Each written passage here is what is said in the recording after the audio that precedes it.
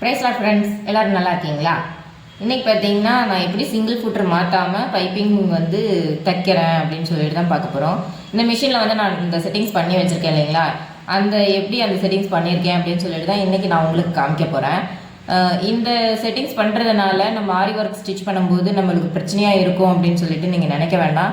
நம்ம ஒரு தடவை செட்டிங்ஸ் பண்ணிட்டோம் அப்படின்னாக்க லைஃப் லாங் வந்து நம்ம பைப்பிங்கும் ஸ்டிச் பண்ணிக்கலாம், ஆரி ஒர்க்கு வந்து சிங்கிள் ஃபுட்டர் போட்டும் நம்ம ஸ்டிச் பண்ணிக்கலாம், எதுவுமே ஆகாது. அதனால் இந்த செட்டிங்ஸ் வந்து கண்டிப்பாக உங்களுக்கு பிரயோஜனமுள்ளதாக இருக்கும்னு நான் நினைக்கிறேன். இதில் ஒரு நெட் இருக்கு இல்லைங்களா, இதை வந்து நம்ம கழட்டி எடுத்துக்கலாம்.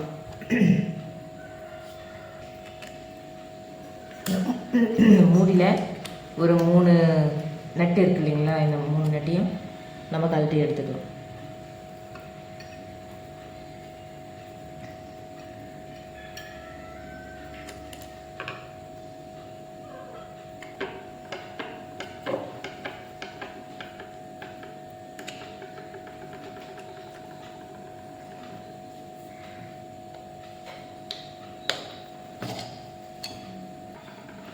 இந்த ஸ்க்ரூ தெரியுதுங்களா, இந்த நெட்டு மாதிரி இருக்கு இல்லையா, இதை நம்ம லூஸ் பண்ணிட்டோம்னா இந்த ஃபூட்டர் இருக்கு இல்லைங்களா,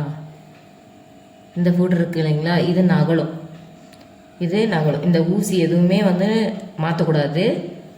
இந்த இதை நம்ம லைட்டாக லூஸ் பண்ணோம்னா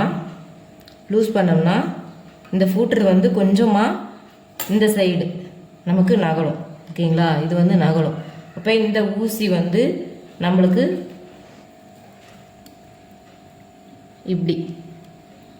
இப்படி வர மாதிரி நம்ம பண்ணிக்கணும். இப்படி வர மாதிரி இதை வந்து நம்ம அட்ஜஸ்ட் பண்ணணும். ஓகேங்களா,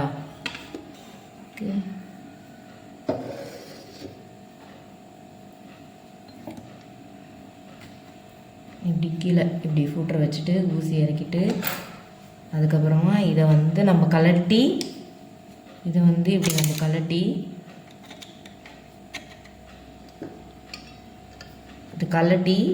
அட்ஜஸ்ட் பண்ணோம்னா இந்த ஃபூட்டர் வந்து இந்த டபுள் ஃபூட் வந்து நகலும்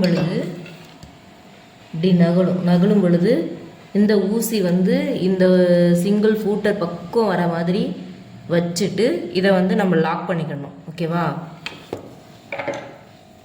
இதை வந்து இப்படி நம்ம லாக் பண்ணிட்டோம் அப்படின்னாக்க பைப்பிங் தைக்க ரொம்ப ஈஸியாக இருக்கும். இங்கே தான் நம்ம வந்து கரெக்ஷன் பண்ணணும். இந்த பக்கம் எதுவும் தொடக்கூடாது. இது வந்து ஊசி வந்து நம்ம நகட்டக்கூடாது. இது வந்து இந்த ஃபூட்டர் வந்து வருது இல்லைங்களா,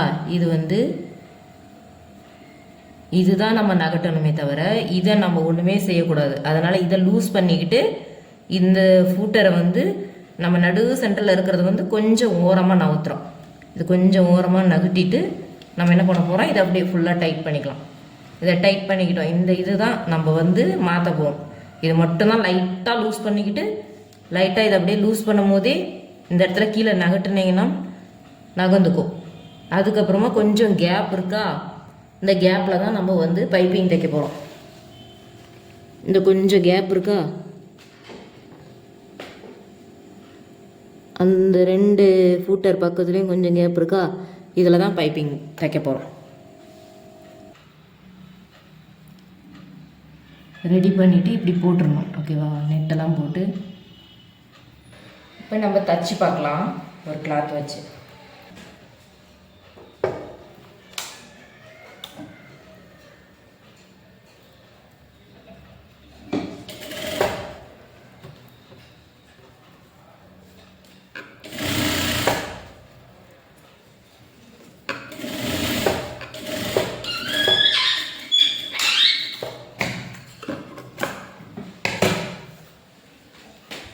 பாருங்கள் ஃப்ரெண்ட்ஸ்,